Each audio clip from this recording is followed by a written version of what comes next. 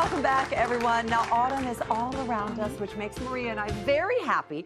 So she is here today to take sweater weather to a whole new level by putting sweaters on our drinks. Because apparently they're cold. They're chilly. They are freezing cold. No, so here's the thing. I love the look of flannel. I feel, and plaid, all of that looks that we get to wear this time of year. True. So I wanted to come up with a way of repurposing maybe some of our old shirts and use them in a really fun way for all these things that we're doing right now, like hay rides, tailgates, and all these fall parties, like, you know, Halloween's coming up and we're going to be outside Football doing all games. that. Everything. Yeah. So I am using a repurposing the shirt into we call them cozies, koozies. It depends on where you live. There's been a debate There's around some here, debate. if But it's a koozie or a cozy. I think, you know, you guys at home, please write in. Feel free to get into this let us conversation. know. I think it is where you are geographically in absolutely. America. Yeah. And actually using them to make some coasters as well. They're super cute. It's really easy, and I think it's a fun, festive way to enjoy fall. All right, let's get started. What do we do first? Okay, well, we have our shirts here, so you can see, and I really wanted to make this a no-sew project. I like it. So with this, no pun intended, it's actually just the cuffs of a shirt. So, Deb, I have yours here, and you're going to do this alongside me. What you want to do, I actually just like to take it and just remove it first. So just, you don't have to do any kind of... Cut a little extra? Yeah, just cut some extra off. And what this allows you to do is you can then get really close. So just do this and set your shirt aside because you'll use it in a minute. Okay. And then I like to cut it this way. So kind of have it flat like this. That way, and obviously you can change it if you're right-handed or left-handed, you do this and you get really close to where the seam is. Ooh, I like it. Exactly. So this way you don't have to worry about things fraying or anything like that. If you are struggling with getting any kind of fray, you could just potentially use a fray check. And that's a product that you just, it's like this, like little, almost looks like a glue. And you would just do it along here and that would prevent it from fraying at all. And that's just, truthfully, you should be fine just like that. And you have your little thing that goes like this. Nice. So, with that said, I'm going to grab the cup. Oh, no, you're good. So what you can do is, it's so easy and they're so cute. What you do is you button it up. And what you can do is put them on. Wait, am I done? You're done. That's Look at that. That's it. And it just slips on. But I have a solution. If, for instance, you are like you have smaller, like some women's, if your cuffs are going to be smaller than what this is. So, for instance, I have the thing here, the cup here. I'm going to grab a hair tie, a good old-fashioned hair tie. And what you do is you actually take this, loop it around, and actually, here, I'll do this part first. So you do this through here, and you loop it around the button, and this will fit onto any size. Gosh. Maria, let me ask you if you got this idea from when we were pregnant and your jeans.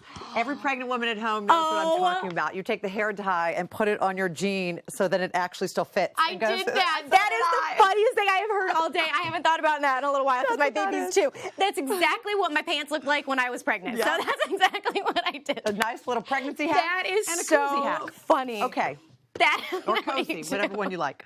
All right, so now that's it. We've done it. Okay, so now we're done. Yes. And we can use this extra material to make the coasters. So this is where it becomes really fun, and you can actually Are they coasters or coasters? Depending, no, I'm it depends on kidding. where it depends on where you're from, not a too. thing. Okay, so we have our extra material here, and all you do is cut like a bigger piece. Yeah, I have some cut for you, Deb, and what you can do is, I'll just move mine to the side, and so what you want to do is place your coaster. So these are cork coasters. You can get these at the craft supply store. If you can't find actual ones that are already cut, you can cut them yourself. They're really easy. So I cut it. It does not have to be perfect. So I'm doing it in a way where I have about a half of an inch longer than... But the plaid is kind of great because it gives you a bit of a template, right?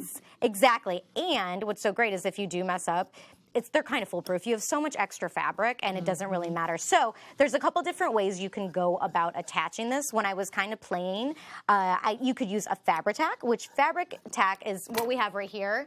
It's a glue that is great for fabrics and allows you to put things through the wash. And you do have to wait a little while for it to dry. So if you want that instant gratification, you could use a hot glue gun. Also, what I liked to do, Deb, I liked to grab a little bit of spray adhesive. This is extra. You do not have to do this, but I have spray adhesive around as I spray it on the table. You could do that, and this kind of allows you to have that great, like, sturdy, flat ness right there when you put it down. Yeah, you could do that too. Fun. And so what you do then is grab your hot glue and do the outside like that. And you want some, here, there you Yeah. go. Oops, sorry. And you can do, you can cut the corners too if you need, like kind of snip through like that, and that will help make you it fold better. Exactly. But you can, as I do that, I would cut off this excess as well. And then you're done, and you have your little coaster, and everything matches, and it's super, super cute. So for all this, I would cut this extra off. You know what else this would be great for? For, like, you know, if you have a kid going away to college and living in the dorms or something, wouldn't this be cute for their little dorm room? There's so many things that you could do with this. So Adorable. here's the thing. I feel like this time of year, especially things that are festive, like you have your tailgates, you have your hay rides, you have all the things you're doing, you could potentially use almost any material for this. So we like the idea of the plaid. And so with this said too, Deb, you can see how it doesn't look as appealing here. Yeah. I have a piece of felt, so you can cover it like you just did there. Okay. Or you could do a little bit of I'm losing my red hot glue. felt? You could use some felt and just cover just it. match with it, or that a there. piece of blue Exactly. felt. So you could, for yours, for instance, you could use something. coulda used that. You could use that, but you could cover the whole thing too. It doesn't Well, matter. I wasn't and you able have to cover this, it all. so that way it kind of slides around and you're good to go. So Maria. you cover it like that, and it matches. I'd like to say cheers Happy pumpkin spice season. to our koozie cozies. Our koozie cozies. And our coasters. For full instructions, you guys can visit hallmarkchannel.com. But is it really a koozie or a cozy? And they're also called huggies, right? Still to come, we're sharing just how far a little bit of optimism can take us. It wasn't always easy, but I can say it's always worth it. Plus, Paige creates a modern mountain vista indoors. It's like your very own winter wonderland. Perfect.